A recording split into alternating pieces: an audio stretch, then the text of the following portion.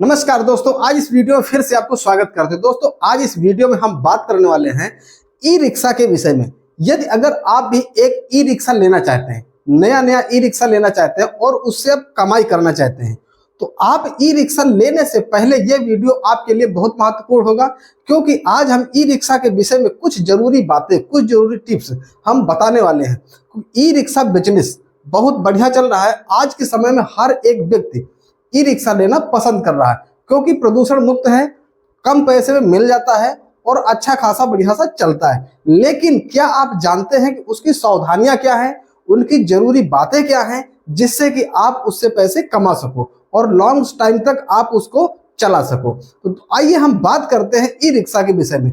जैसे कि मान लो कि आपने मूड बना लिया है कि हमें ई रिक्शा लेना है, ठीक। तो ई रिक्शा लेने से पहले आप ये चीज जानते हैं कि अगर आप लोन पे लेते हैं, यानी ईएमआई पर अगर लेना चाहते हैं, तो उसके लिए आपके पास कुछ अमाउंट होना चाहिए, क्योंकि अगर अमाउंट नहीं होगा तो आपको लोन पर ई रिक्शा नहीं मिलता है।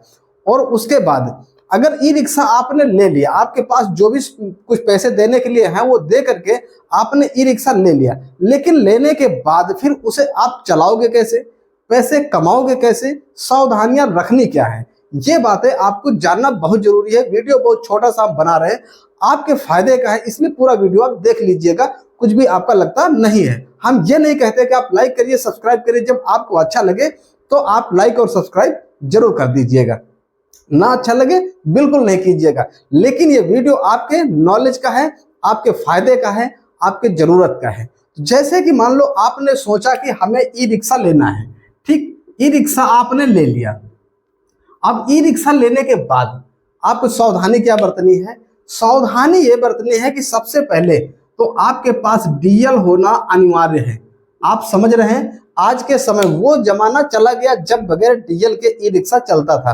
भाई अब के समय में हर एक वाहन पे चेकिंग चलती है, ठीक है। तो इसलिए आपके पास डीएल होना बहुत अनिवार्य है। बगैर डीएल के आप वाहन न चलाएं, क्योंकि डीएल से देखो क्या फायदा है। आप केवल डीएल चालान के लिए ही नहीं, डीएल एक आपकी आईडी है, डीएल एक आपकी सुरक्षा है, ठीक है। खुदा न खास्ता आप रोड पे चलते हैं, रोड पर अनहोनी को कोई देख नहीं आया, कब क्या हो जाता है कोई पता नहीं, एक पल में किधर से किधर चला जाता है भाग्य, इसको कोई पता नहीं। अगर डीएल आपके पास नहीं है तो आप मुसीबत में फंस सकते हैं, इसलिए डीएल आपके पास होना जरूरी है। और दूसरी बात, अगर डीएल आपके पास नहीं होगा तो आपके ई रिक्शा का फाइनेंस भी नहीं होगा। जब आप खरीदने जाओगे तो वहां पर आपसे पूछा जाएगा कि आपके पास डीएल है। अगर डीएल है तभी आपके ई रिक्शा फाइनेंस होगा, क्योंकि उसमें बीमा होता है और बीमा तभी होगा जब आपके पास डीएल होगा। इसलिए डीएल बहुत ही अनिवार्य है। अच्छा, ई रिक्शा के लिए डीएल कौन सा होता है ये आपको प्रॉपर तरीके से जानना है तो मैंने इसी चैनल पे वीडियो बना करके डाले हुए, आप देख लीजिएगा तो प्रॉपर तरीके से मैंने समझा रखा। आपको मोटा मोटा बता देते हैं कि डीएल, अगर आपके पास 2 पहिया 4 पहिया कोई भी डीएल है, ठीक है, आपके पास 2+4 यानी 2+4 जो मिक्स वाला डीएल बनता है, अगर वो है तो आप उससे ई रिक्शा चला सकते हो। लेकिन अगर सही तरीके का आपको डीएल मतलब रखना है, आरटीओ जाओ, वहां पे फॉर्म भरो, फॉर्म भर करके आप ई रिक्शा, ऑटो रिक्शा का डीएल बनवाओ, ठीक। वो आपको डीएल मतलब प्रॉपर तरीके से काम का होता है। उसके अलावा जब आप डीएल आपके पास हो गया, आपने गाड़ी ले लिया, तो गाड़ी लेने के बाद आपको सावधानी बरतनी है कि जो आप उसमें गाड़ी में जो बैटरी होती है, आप समझ रहे हैं, क्योंकि बैटरी से चलता है, तो बैटरी होती है, उस बैटरी को चार्ज करना होता है। आप चार्ज करने के लिए आपके घर पे लाइट होना जरूरी है। अगर आपके घर पे लाइट नहीं है, आप अगर सर्विस पॉइंट यानी कि जो चार्जिंग पॉइंट होता है, जो लगे होते हैं, अगर वहां के सहारे से अगर आप बिजनेस करना चाहते हो तो भाई आप घाटे में हो जाओगे। आप ये क्लियर मान लीजिए, ठीक। उतना मतलब उतना ज्यादा घाटा नहीं होगा, लेकिन फिर भी आप घाटे में रहोगे, उतना बड़ा बेनिफिट नहीं निकाल पाओगे। तो इसलिए, और वैसे आज के समय में हर एक व्यक्ति के घर में चार्ज करने के लिए बिजली होती है, तो अपने घर में चार्ज करने के लिए बिजली होनी चाहिए पर्याप्त मात्रा में, जिससे कि आपकी गाड़ी चार्ज हो सके।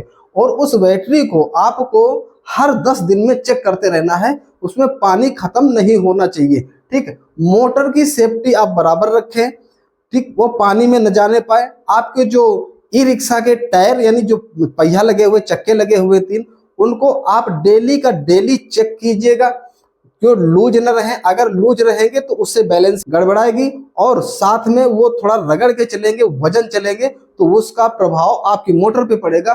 जो मोटर पे पड़ेगा तो जल्दी से खराब होगा। इसलिए आप चक्कों को ध्यान में रखना बहुत जरूरी है।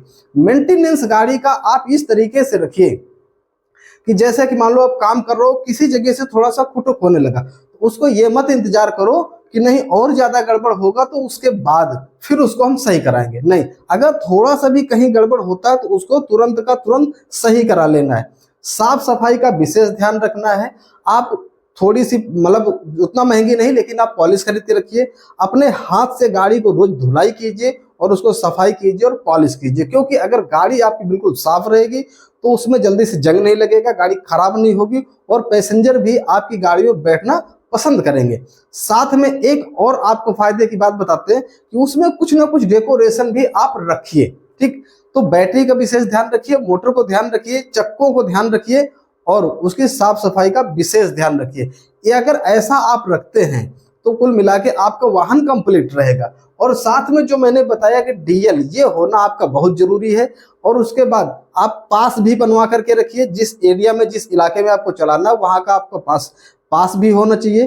गाड़ी का फिटनेस भी कंप्लीट आपको रखना है, यानी कि कुल मिला के गाड़ी के जो पेपर है वो आपको बिल्कुल कंप्लीट रखना, उसमें कोई भी आप लापरवाही ना करें, क्योंकि आज के समय में कहीं भी किसी भी समय पर चेकिंग लग जाती है और आपके बिजनेस में बाधा पड़ सकती है। तो इसलिए हम कहते हैं कि आप, वैसे आप सभी लोग जिम्मेदार हैं, लेकिन फिर भी हम वीडियो बनाते हैं, आपको हर एक पॉइंट बताते रहते हैं, तो हमारा भी फर्ज है इस बात को भी बताया जाए। शायद जिनको नहीं मालूम तो उनको मालूम हो जाएगा। तो मैं उम्मीद करता हूं कि ये जानकारी आपके काम की जरूर रही होगी। भले ही आपको मालूम था पहले से, लेकिन एक बार अगर फिर से आपने वीडियो को देख लिया है और जानकारी सुन लिया है तो इससे कोई नुकसान तो आपका नहीं हुआ है। तो अब आप लाइक कर दीजिए, चैनल सब्सक्राइब नहीं किया सब्सक्राइब कर लीजिए, बेल आइकन ऑल पे सेट कर लीजिए और अगले दिन मिलेंगे नई जानकारी के साथ में, नए टॉपिक पे बात करेंगे। अपने स्वास्थ्य को ख्याल रखिएगा, वीडियो हमारे चैनल के देखते रहिएगा। अगले दिन मिलेंगे, तब तक के लिए नमस्कार।